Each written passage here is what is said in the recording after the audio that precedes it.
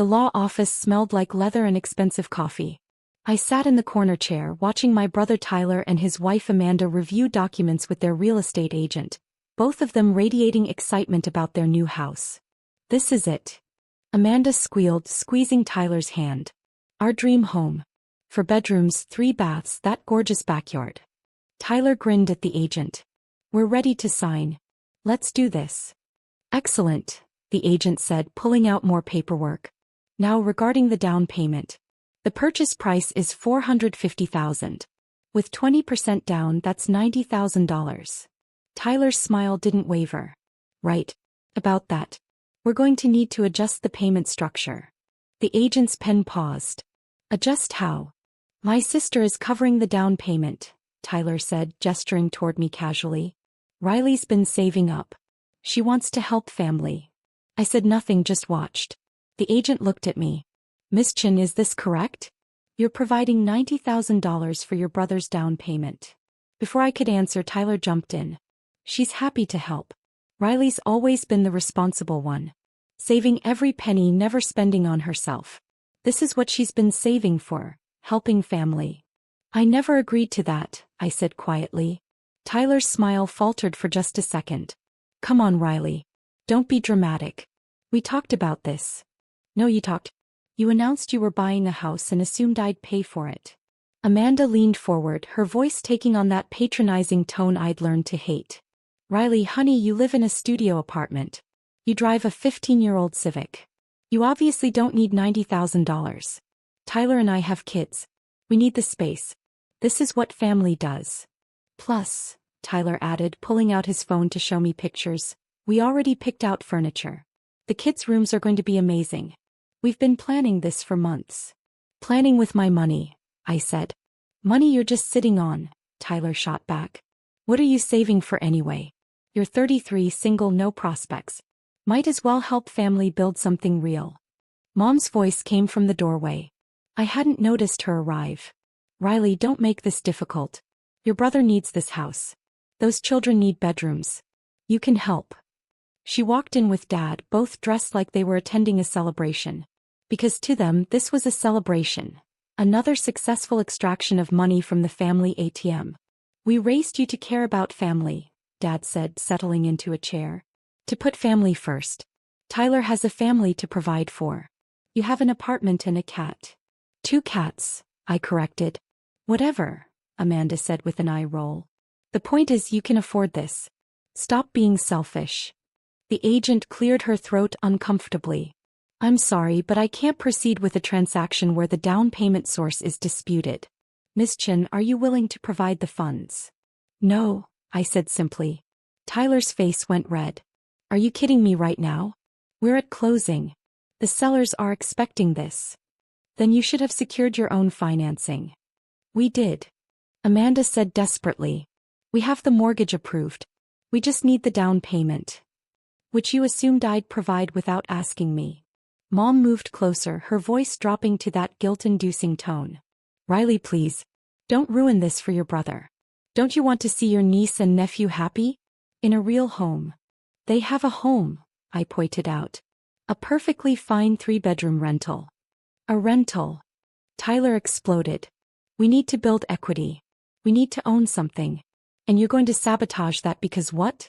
You want to keep hoarding money in your pathetic little life." The agent stood. "I think we need to reschedule this closing. Clearly, there are financial matters to resolve." "No." Amanda grabbed the agent's arm. "Please, we can fix this. Riley, what do you want? Do you want us to pay you back? We can set up a payment plan." "Like the payment plan for the $20,000 I lent you 3 years ago?" I asked. "The one where I've received exactly 0 payments?"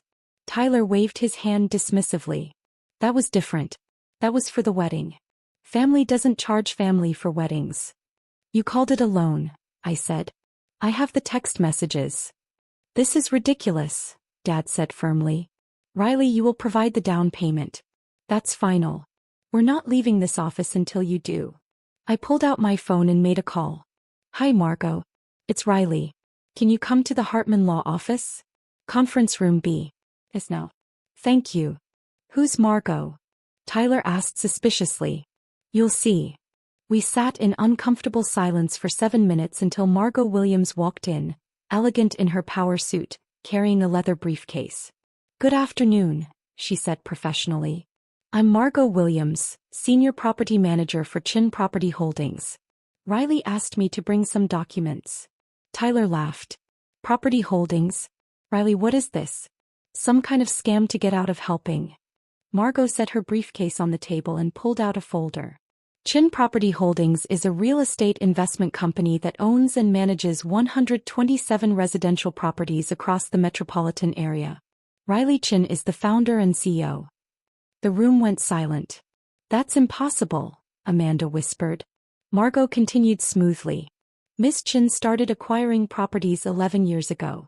She currently holds approximately $42 million in real estate assets, with an annual rental income of $3.8 million. Mom's hand went to her chest. $42 million? "Riley doesn't have money," Tyler said, but his voice was weak. "She lives in a studio apartment."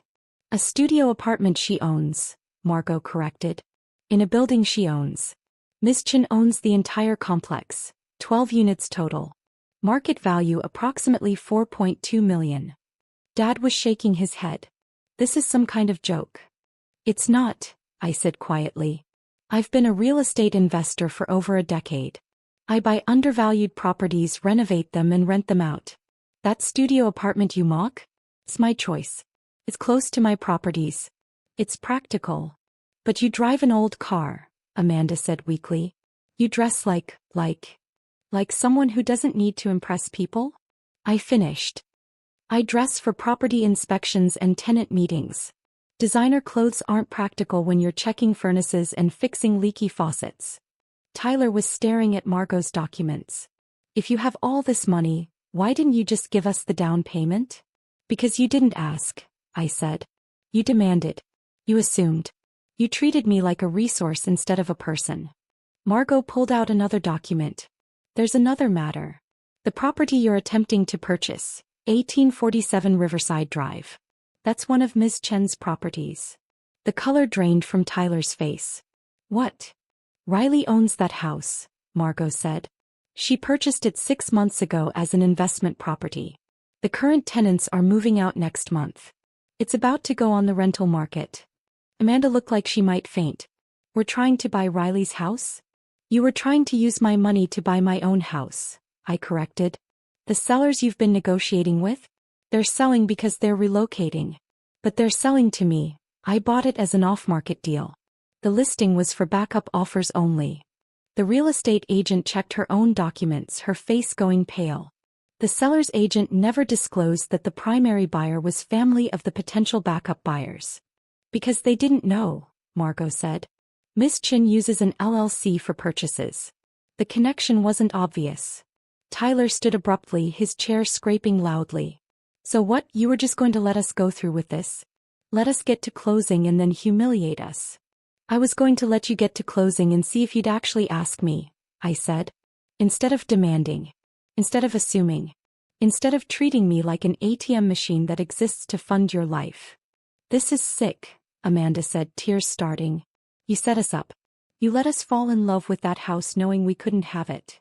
"You can have it," I said. "As tenants. I'm putting it on the rental market next month. $3,000 a month. You can apply like anyone else." $3,000. Tyler's voice cracked. "That's more than we're paying now." "It's market rate for a 4-bedroom house in that neighborhood," Margot confirmed. "Actually, it's slightly below market." Mom found her voice. "Riley, this is cruel. How can you do this to your own brother? How could he assume I'd give him $90,000 without asking?" I countered. "How could you all sit here and plan my finances for me? Decide what I need and what I don't?" Dad's face was turning red. "If we'd known you had all this money." "What?" I interrupted. "You would have treated me with respect? You would have asked instead of demanded? That makes it worse. That means you only value people based on their wealth."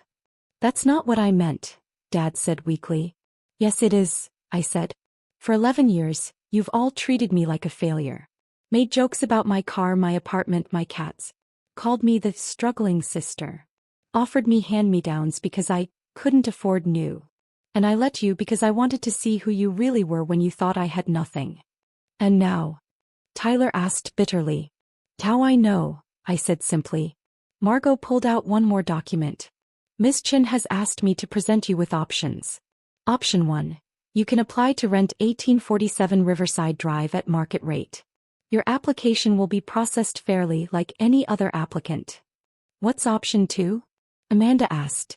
There isn't one, I said. That's your only option. Rent from me or find somewhere else to live. Those are your choices. Tyler slammed his hand on the table. This is blackmail.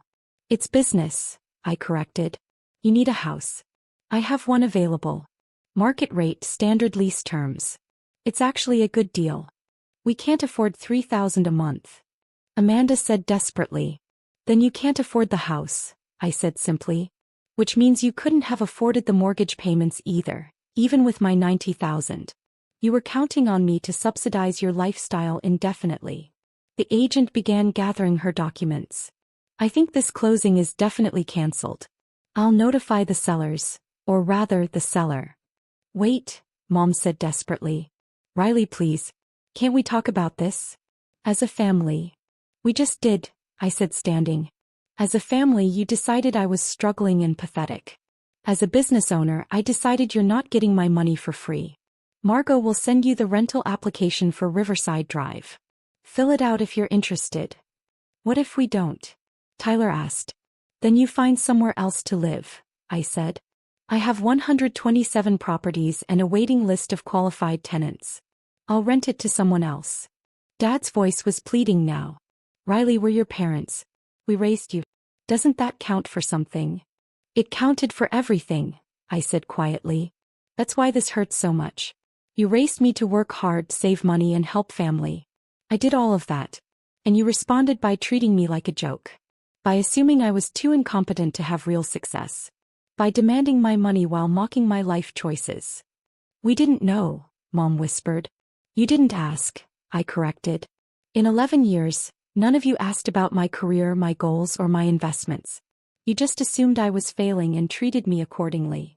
Margot handed Tyler a business card. Rental applications are processed within 5 business days. You'll need proof of income, references, and first month's rent plus security deposit. Security deposit? Amanda's voice was hollow. $3,000, Margot confirmed. Standard terms. Total move-in cost is $6,000. Tyler crumpled the card. We don't have $6,000. Then you have a problem, I said. Figure it out. I walked toward the door. Behind me, I heard Amanda crying, Tyler arguing with Dad about how this was somehow his fault, Mom asking if we could please just talk reasonably. Riley, Tyler called out as I reached the door. What do you want from us? An apology? We're sorry, okay? We're sorry we didn't know you were secretly rich. I turned back. I don't want you to be sorry you didn't know I was rich. I want you to be sorry for how you treated me when you thought I wasn't. There's a difference. What difference? He asked desperately. One is regret about losing access to money, I said. The other is regret about hurting someone you love. Figure out which one you actually feel. Then maybe we can talk. I walked out, Margot beside me. That was harder than you expected, she observed in the elevator. Yeah, I admitted. But necessary. What if they apply for the rental? Process them fairly, I said. If they qualify, they qualify. I won't give them special treatment, but I won't sabotage them either. And if they don't qualify? Then they find somewhere else, I said. I built a business on sound principles. I'm not going to compromise that even for family. Especially for family. My phone buzzed. A text from Tyler. You're going to regret this. We're telling everyone what you did. I blocked the number. They could tell whoever they wanted. The truth was simple. I offered them a house at fair market rate and they were angry it wasn't free. Tyler and Amanda applied for the rental. Their income qualified them, barely. Their references were adequate. I approved the application. They moved in 6 weeks later, paying first month, last month, and security deposit. They paid rent on time for 3 months. Then the excuses started. We're a little short this month. Can you waive the late fee? We're family. I didn't waive it. They paid late with the fee. After 6 months, they gave notice and moved to a cheaper place outside the city. The house rented to a young couple within 2 weeks, at $3,200 a month. My parents tried reaching out repeatedly. Cousins called to lecture me about family values. My aunt sent a long email about forgiveness and understanding. I didn't respond. I expanded Chin property holdings. Purchased 17 more properties over the next year. My portfolio grew to $63 million. I hired 3 more property managers and opened a property management company to handle other investors' rentals. And I kept living in my studio apartment, driving my old Civic and feeding my 2 cats. Not because I couldn't afford more, but because I'd learned that the people who judge you by appearances aren't worth impressing. And the people who demand your resources without respecting your choices aren't worth accommodating. The struggling sister learned to manage property. Starting with managing the property of my own life. And removing the tenants who didn't respect the lease. Best eviction I ever processed.